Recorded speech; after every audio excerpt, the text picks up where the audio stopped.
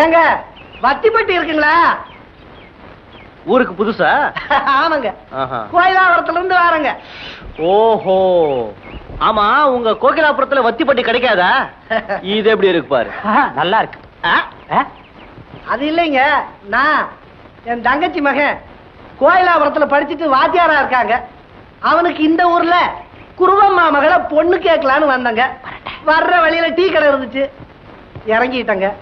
அப்படியே பொண்ணை பத்தி தெரிஞ்சுக்கலான்னு தான். பொண்ணு எப்படிங்க? வாங்க வாங்க.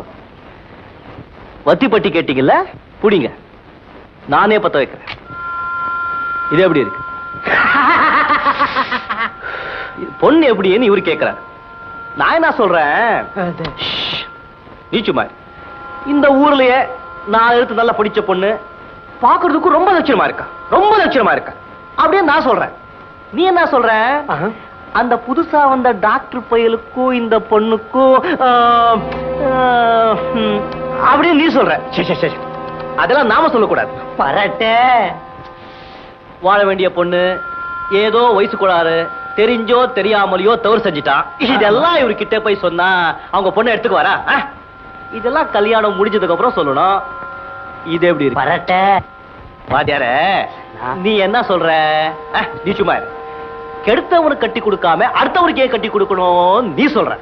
நான் என்ன சொல்றேன், தொட்டவன் விட்டுட்டு போயிட்டான், பெத்தவளும் விட்டுட்டான்னா பிறக்க போற குழந்தைக்கு அப்பா யார கேட்டா காட்ட வேண்டாம்?